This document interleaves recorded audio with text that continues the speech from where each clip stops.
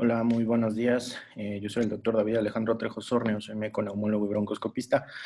Agradezco mucho nuevamente esta invitación a ser partícipe de este proyecto y, bueno, brindarles un poco de información respecto a la interpretación radiológica y tomográfica en COVID-19, ya por un año de la pandemia. Bueno, actualizarnos un poquito en esta situación. La estructura de la plática es la siguiente. Vamos a ver algo de radiografía en COVID-19, indicaciones, modificaciones en la técnica. Quizá lo que a muchos más les interese, lo que es la interpretación tomográfica, las indicaciones, la evaluación inicial y el diagnóstico radiológico diferencial, que debe de ser un punto muy importante ya a estas alturas. A veces me dicen que para qué seguimos hablando de radiografía si no tiene utilidad. Realmente seguimos hablando de radiografía porque sigue teniendo una utilidad, no porque no les sea útil a algunos va a dejar de hacerlo para todos, esa es la realidad. Y bueno, tenemos que entender que la radiografía desafortunadamente sigue siendo la única opción imagenológica en algunos sitios donde no tienen acceso a estudios más avanzados o más detallados.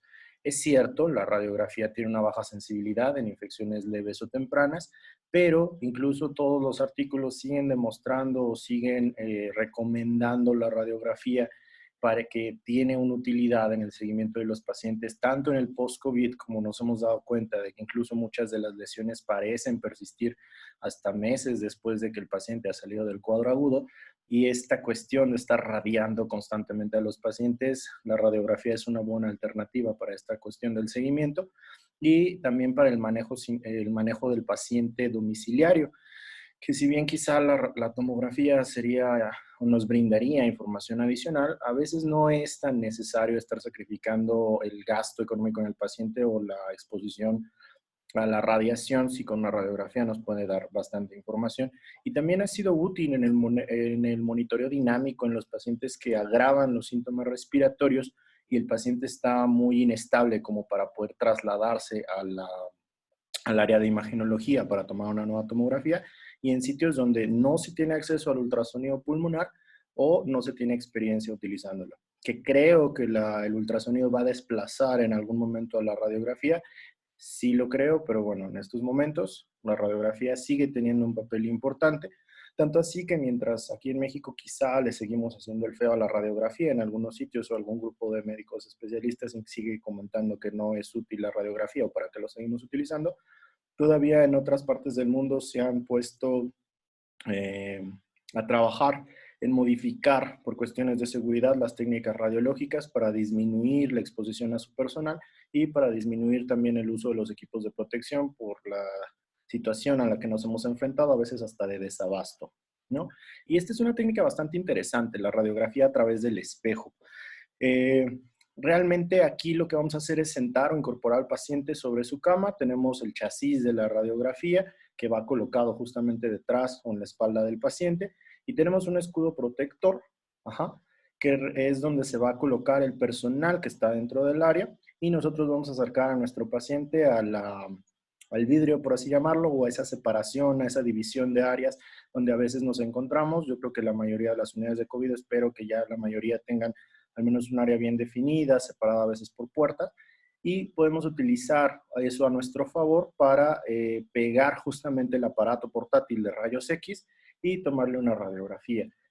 Eh, este es más o menos el escudo que están utilizando. Si pensábamos que los mexicanos nos ingeniábamos cosas, bueno, también ellos están ingeniando algunos detalles y eso parece también disminuir la exposición justamente a la radiación, porque a veces ese también es un punto de seguridad que siempre cuando nos dicen van rayos o van a tomar una radiografía, corremos a escondernos casi casi atrás de la central de enfermería, pero realmente se ha demostrado en esta técnica modificada que la técnica podría ser repetida aproximadamente 3.200 veces al año y el límite de radiación no se excedería. Entonces parece ser una técnica bastante útil, bastante segura en los sitios donde se pudiera implementar. Y bueno, nada más para hacer el comparativo, esta es una radiografía de tórax de un paciente, me atrevería a decir post-COVID, ya vemos esas imágenes de líneas cordales o bandas pleurales, como las conozcan, que nos habla ya a veces de una fase resolutiva de la enfermedad. Esta es una teleradiografía de tórax tomada con una técnica estándar y esta es la radiografía tomada con esta técnica a través del espejo, donde si bien se pierde un poco la definición de estas lesiones, siguen persistiendo y realmente el estudio demostró que en manos expertas o en ojos ya experimentados viendo radiografías, realmente no es una limitante la técnica radiológica para poder establecer un buen diagnóstico que nos sea de utilidad. Y aquí también es el otro punto de por qué seguimos utilizando las radiografías, porque sabemos quién realmente para nosotros es una herramienta muy útil, la empezamos a utilizar desde hace mucho tiempo y le sacamos el provecho. Hay veces también que si uno no está tan familiarizado, que no tuvo una buena formación al momento de ver radiografía de tórax, le puede costar un poco de trabajo o quisiera tener siempre la misma definición que tiene una tomografía, pero bueno, hay que entender que a veces eso es complicado. Y para esto se formó o se estaba sugiriendo este modelo que es el modelo de Brixia, donde se dieron a la tarea justamente de ver o de coordinar estas cuestiones de las radiografías para lograr una buena correlación entre observadores. Y este grupo lo que propuso fue este esquema, donde nosotros vamos a trazar dos líneas, una por debajo del botón aórtico, una por debajo de los cilios pulmonares, y los vamos a dividir en estos campos, que en este caso están señalados de la A a la F, y le vamos a dar un valor numérico, siendo 0 un componente normal o una zona normal, hasta el componente 3, donde vemos un infiltrado intersticial y alveolar, un infiltrado mixto, donde predomina el alveolo principalmente, donde predomina el infiltrado alveolar, o esas manchas blancas que a veces le decimos vidrio despulido, que realmente no se verían en la radiografía de tórax, pero bueno, mientras más blanco se ve, lo hablamos como más alveolar en este sentido. A veces nos vamos a encontrar radiografías así, donde, bueno, pudiera hasta pasar con una radiografía normal. Ajá. Y después tenemos también radiografías donde obviamente tenemos que incrementar nuestro índice de sospecha. Aquí obviamente la valoración puede ser subjetiva, pero bueno, espero que al menos la gran mayoría de ustedes ya esté familiarizado viendo radiografías al menos normales en la mayoría de sus pacientes. Yo creo que todo el mundo nos enseñaron algo de radiografía de tórax durante la facultad. Y bueno, en este caso vemos una escala de Brixia de 10 puntos, se hace la sumatoria de todas las áreas. Podemos tener también variaciones, por ejemplo, en este caso, donde podemos tener un Brixia de 12 puntos, que bueno, en esta imagen pareciera más que obvia la afección en el parénquima pulmonar, y en esta, bueno, ni qué decir, tenemos un Brixia tan alto como 16 puntos. La ventaja de esta técnica o de esta clasificación, insisto, la radiografía de tórax va a seguir jugando un papel importante al menos durante algunos años, sobre todo en áreas que no tengan acceso tan fácil a las tecnologías como el ultrasonido pulmonar o a la tomografía de tórax. Parece haber una buena correlación entre radiólogos y médicos, bueno, el resto de los médicos más bien, y lo único que sí pudiera ser una desventaja es que no hay un punto de corte. Yo pudiera decirles que quizá un Brixia de 10 parece relacionar bien con las lesiones específicas de COVID, porque, bueno, si vemos lesiones o solamente consolidación lobar, estamos hablando quizá de otro tipo de patología, sino de una neumonía por COVID, pero también faltan estudios multicéntricos para poder recomendar extensamente esta clasificación radiológica. Y pasando ya a lo que es la tomografía, que quizá ya muchos de ustedes estén familiarizados, yo creo que muchos ya empezaron a ver tomografías o nunca habían visto tantas tomografías como ahora, y es lo que más información van a encontrar. Sin embargo, también es muy fácil perderse en este mar de información, sobre todo si no estaban familiarizados previamente con los estudios tomográficos, al menos no en este nivel de detalle. Hay que recordar que las tomografías son estudios muy sensibles, es decir, se van a encontrar presentes en el 98% de los pacientes, incluso durante los primeros días donde las pruebas serológicas, más bien las pruebas inmunológicas pudieran salir negativas. Casi la mayoría de los pacientes se van a presentar con lesiones tomográficas, pero no son tan específicas.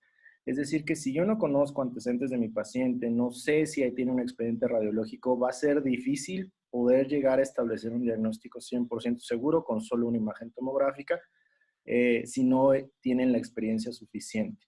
Y aquí empezamos con muchos conflictos, porque a veces hablamos de que si la correlación clínica, si el nivel de extensión del daño en la tomografía tiene una relación con la evolución clínica del paciente. Si bien es cierto que la gran mayoría de los casos parece que sí, tampoco es una ley que una mayor extensión del daño en el parénquima pulmonar se va a relacionar con cuadros más graves. Por eso no tocó a veces estos temas de la clasificación o los scores de afección.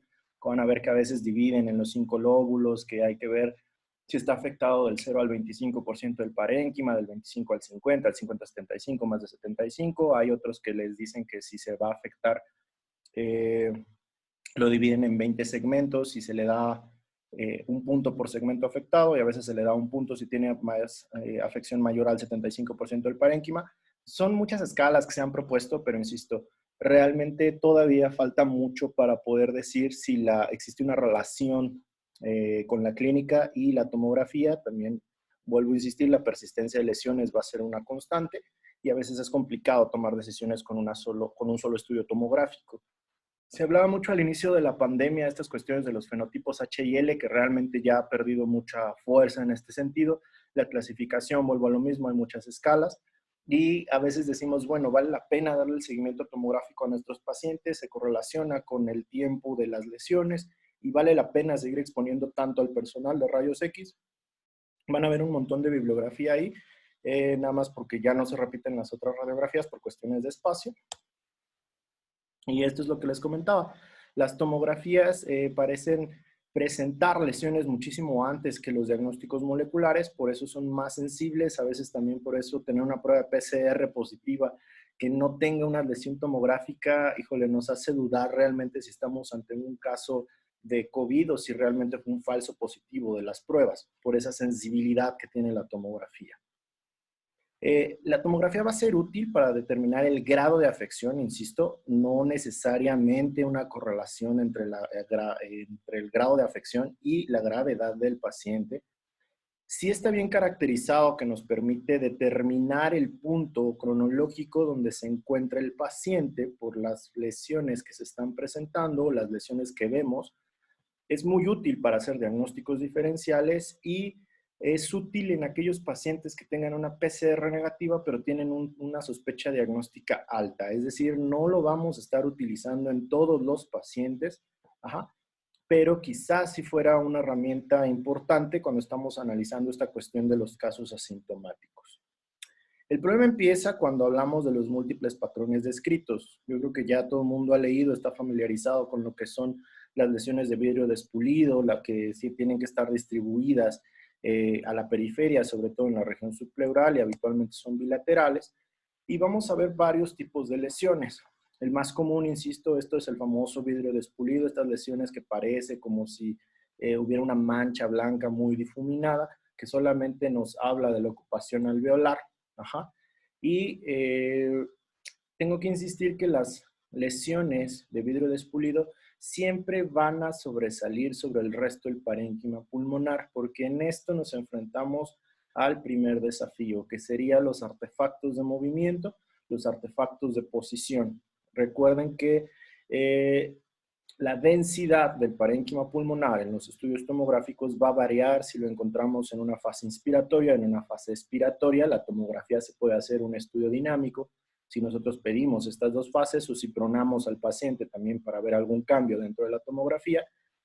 Y a veces podemos confundirnos. Ahí hay una tomografía en inspiración de su lado derecho en la superior y una tomografía en expiración justamente en la parte inferior. ¿Cómo diferenciarlo? Una forma fácil es esta cuestión de la imagen de la tráquea. Cuando vemos una forma de herradura, podemos hablar de que hay una tomografía en una fase expiratoria y lo que estamos viendo que parece como vidrio despulido en todo el parénquima pulmonar, realmente se trata de la disminución en la densidad del mismo por la expiración forzada del paciente. ¿Mucho? El vidrio despulido, en este caso de las lesiones por COVID, lo principal o lo más frecuente es la afección bilateral no simétrica y la afección subpleural, de afuera hacia adentro, generalmente en la totalidad del parénquima pulmonar. Pueden persistir o pueden coexistir estas lesiones de vidrio despulido con otro tipo de lesiones que vamos a ver más adelante, en este caso la presencia de consolidaciones y bandas pleurales.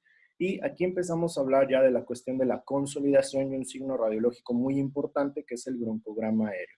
En este caso van a ver una imagen más blanca, más condensada, por llamarlo de cierta manera, o más consolidada, y vemos el trayecto de un bronquio periférico, es decir, la aireación del bronquio con un parénquima circundante totalmente consolidado. Cuando nosotros nos encontramos con esta imagen del broncograma aéreo, podemos estar hablando de sobreinfecciones bacterianas o quizá esa neumonía que estamos viendo no sea tanto por un virus, sino por una bacteria. A veces hablamos de bacterias o de microorganismos atípicos en las neumonías. Recordar que esta es una clasificación histórica. Realmente este término de típico o atípico tiene ya otra connotación. Y cuando veamos justamente la presencia de este bronquio aireado en una zona de consolidación, podemos empezar a establecer también diagnósticos diferenciales. Podemos ver lesiones bien delimitadas, muy bien marcadas, y también la podemos ver con este signo, que es el signo del halo, donde vemos una lesión consolidada con vidrio despulido circundante, o podemos verlo al caso contrario con una zona de consolidación circundante con una imagen de vidrio despulido en el centro, que se conoce como halo inverso. Y estas imágenes tomográficas las empezamos a ver en otro tipo de patologías, les voy a comentar un poco más adelante. Y aquí nuevamente vemos cómo está consolidado esa región del segmento, en este caso para el segmento 6 del pulmón del lado derecho, donde vemos justamente la aireación del bronquio. Seguimos viendo justamente esta cuestión del broncograma aéreo, porque esto es importante. La mayoría de las lesiones consolidadas que van a ver en COVID no van a tener este signo del broncograma aéreo. A veces cuesta mucho trabajo explicarles cuál es el patrón reticular o cuando hablamos de neumonías intersticiales o los patrones tomográficos de las neumopatías intersticiales. Lo que quiero resaltar aquí es que aquí se nota muchísimo el engrosamiento de los septos, unas líneas gruesas, que parecieran a veces confundirse justamente con consolidaciones, pero si uno lo analiza a detalle, vamos a ver que predomina justamente estos infiltrados lineares a el parche completamente, ¿vale? Pero es difícil a veces diferenciarlos, y algo que nos puede ser muy útil es este signo de, o el aumento de la trama vascular, un signo de aumento de trama vascular, o congestión capilar, que nos habla justamente del edema que se presenta durante las fases exudativas de la enfermedad. Cuando vemos esto, no son bronquios que se encuentran inflamados, es la vasculatura pulmonar que se encuentra congestionada o edematizada, y eso nos habla de una fase progresiva, una fase aguda, la fase del SIRA, como la quieran conocer, justamente por esa descarga oxidativa, exudativa, perdón. Y aquí estamos viendo la presencia también de consolidaciones de vidrio despulido y la presencia de infiltrados intersticiales. Es decir, podemos tener múltiples lesiones en diferentes fases. Y para complicarnos la vida, tenemos también este otro patrón que se conoce como crazy paving o el patrón del empedrado, donde vemos justamente la consolidación de las lesiones con los septos interlobulares bien delimitados y a veces la presencia de la aireación del broncograma, y la podemos ver en diferentes fases. Más llamativo, por ejemplo, en lo que es la imagen B, la superior del lado derecho, van a ver cómo justamente en las zonas de gravedad, en los segmentos 6 y los segmentos 10 del parénquima pulmonar, o las bases pulmonares, si me quieren entender de esa forma, vamos a ver la aireación justamente del bronquio en una zona consolidada. Insisto, esa es la imagen del broncograma aéreo característico, pero también en la parte más apical, en el pulmón del lado derecho, igual en la misma imagen B, van a ver igual la presencia de aireación del broncograma, pero con un infiltrado no tan consolidado como las bases. ¿Sí? O podemos tener también estas imágenes que les comentaba, la congestión vascular dentro de las imágenes de vidrio despulido, la fase del white lung o del SIRA franco, como conocemos. Esto es más de las imágenes del vidrio, las imágenes del crazy paving, del empedrado, porque nos hemos encontrado muchas de estas imágenes en múltiples fases. Y quizá esto es algo muy importante, las famosas bandas pleurales, líneas cordales, y me atrevo a decir quizá que a veces mal empleado el término de fibrosis, porque hablar de fibrosis en el parénquima pulmonar nos habla de cambios que ya no van más bien cambios irreversibles, y en este momento aún desconocemos cuántos de los pacientes van a acabar con cambios irreversibles tomográficos o radiológicos, ¿sí? Pero sí sabemos que esta presencia de las bandas cordales o estas líneas cordales, o como la quieran conocer, nos habla ya de una fase resolutiva de la enfermedad. Hablar de fibrosis es complicado porque a veces estas bandas van a terminar desapareciendo después de un tiempo, por eso el seguimiento radiológico es importante en los pacientes, aunque también pudieran presentarse de forma persistente como una cicatriz radiológica. ¿De hecho? Pero una vez que ustedes vean la presencia de esas líneas gruesas, a veces de distribución azarosa, lo vamos a considerar como una fase ya resolutiva de la enfermedad, o un paciente que está entrando en una fase resolutiva de la enfermedad. Quizá el que menos miedo deberían de tenerles este paciente que tomográficamente ya tiene esas bandas pleurales. ¿De hecho? Y podemos hablar justamente de estas cuestiones, de la fase temprana, una fase progresiva, una fase severa y una fase resolutiva.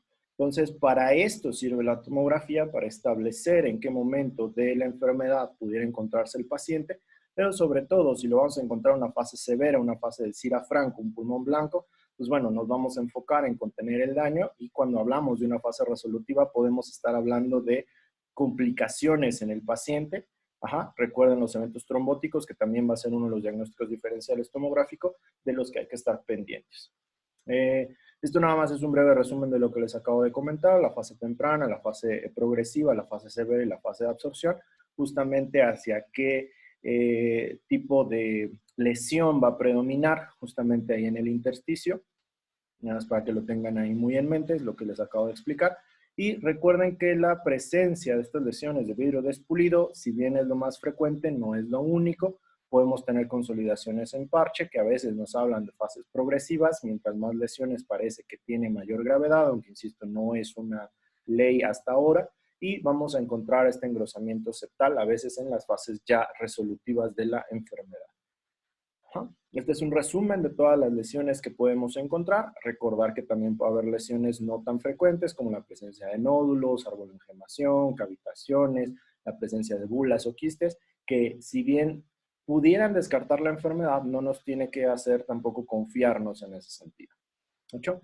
Y quizá lo que sí les quiero comentar es esta clasificación del CORRATS, que es la más utilizada, porque me ha tocado que lo utilicen a veces muy mal. Ajá. En el sentido de que piensan que CORRATS es una escala de gravedad. Mientras más tenga CORRATS, más grave está el paciente. Realmente no. CORRATS nos habla de una escala de probabilidad. Mientras más número tenga el CORRATS, es más probable que mi paciente tenga una afección por COVID.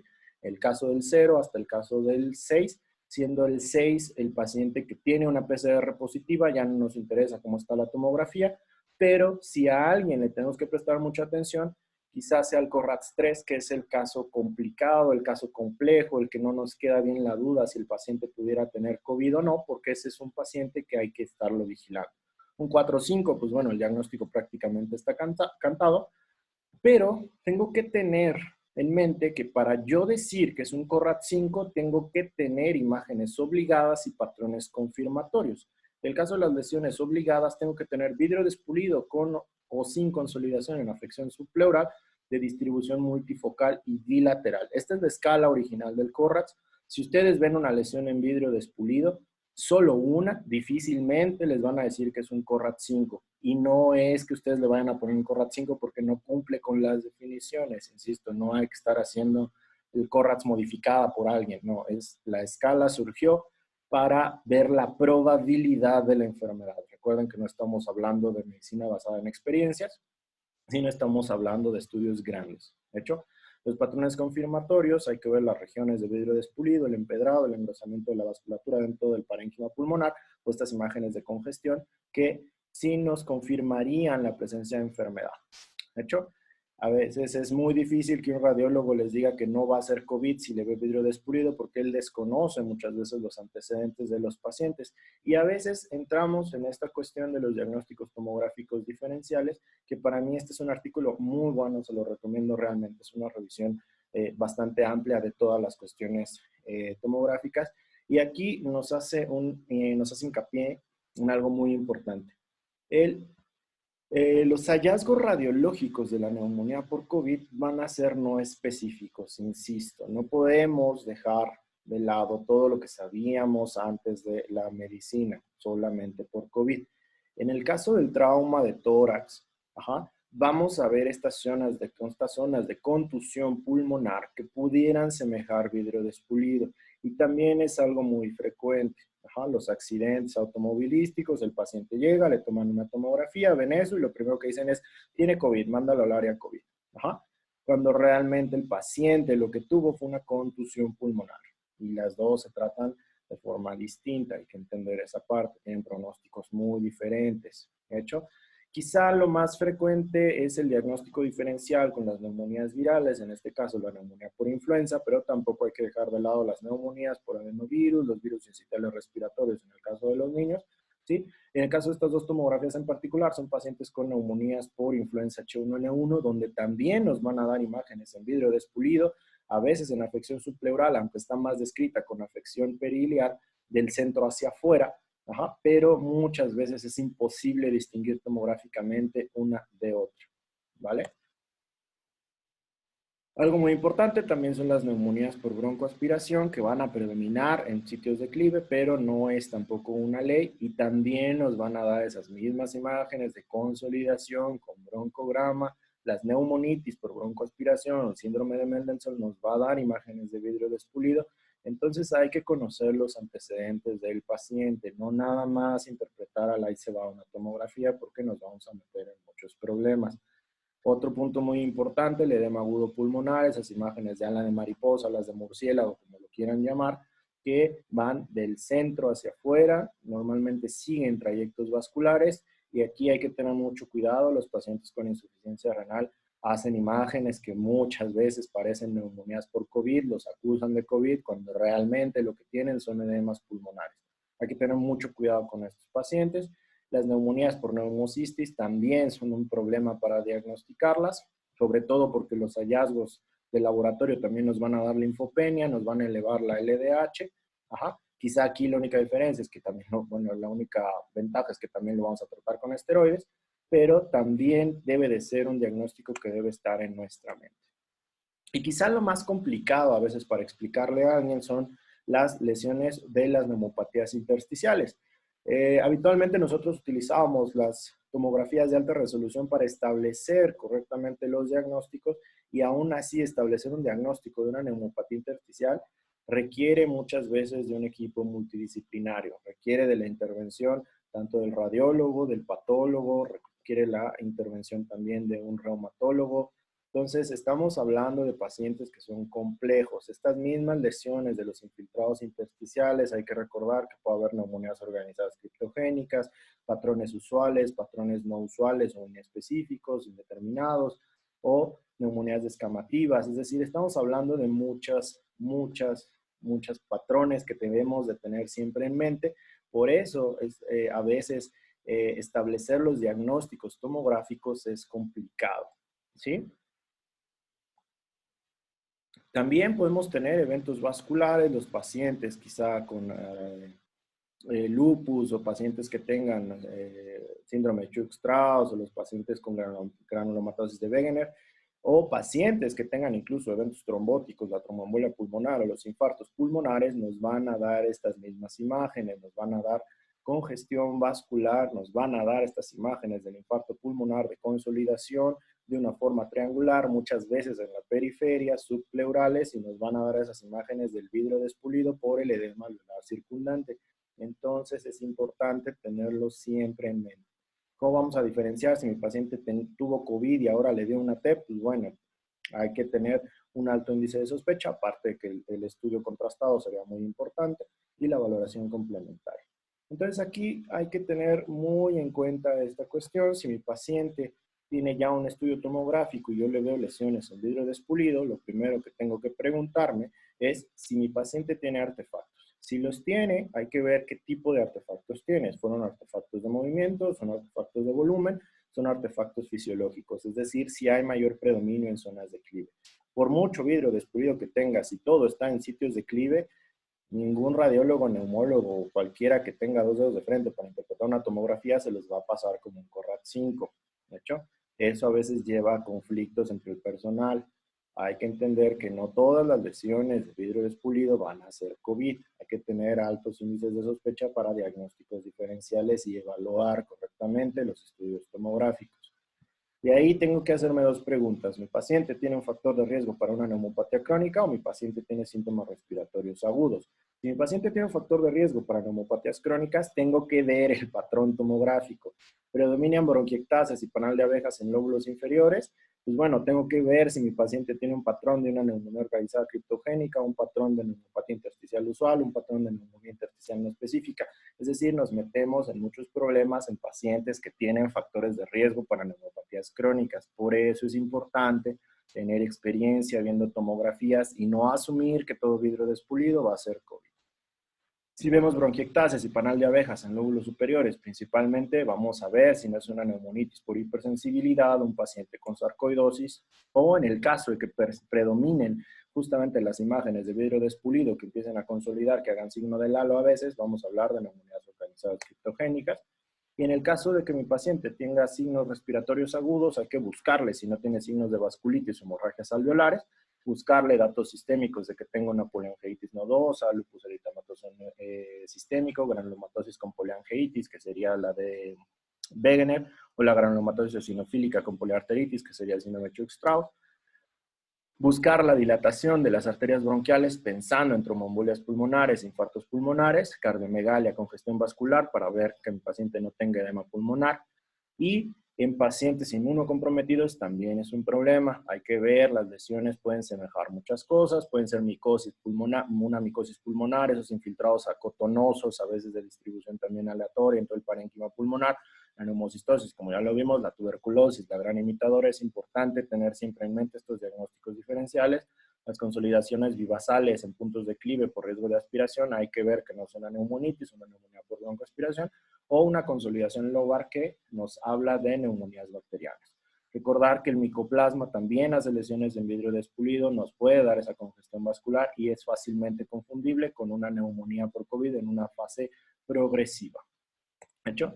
Entonces, ¿qué podemos sacar de conclusión? En este caso, la radiografía de tórax, yo quisiera reservarla solamente para pacientes post-COVID con poco acceso a estudios más sensibles o en pacientes que se estén agravando su sintomatología respiratoria y no sea posible otro método diagnóstico en la unidad donde se encuentre o no sea posible trasladarlo. Ajá. No se basen tanto en estudio radiológico, tiene su utilidad, podemos modificar la técnica, pudiera ser útil en el paciente que estuvo en casa con un cuadro leve, y en este caso, en los casos moderados, vamos a preferir la tomografía, teniendo en cuenta que es muy poco específica. Tenemos que establecer la probabilidad por el índice de Corrax, tenemos que tener en mente los diagnósticos diferenciales y no puedo dejar de lado el contexto clínico del paciente ni los laboratorios del paciente. ¿De hecho? Recordar que no necesariamente mayor afección en la tomografía significa mayor gravedad. Hay que recordar que estamos tomando decisiones con pacientes. No estamos tomando decisiones con oxímetros ni estamos tomando decisiones con la tomografía. Es importante tener todo el contexto para tomar buenas decisiones. ¿Hecho? Pues bueno, con esto termino. Espero que haya sido de su agrado la plática y que les haya servido tanto para generar más dudas como para resolver algunas de las dudas que tuvieran. Muchísimas gracias y muy buenos días y continuamos con el programa. Gracias.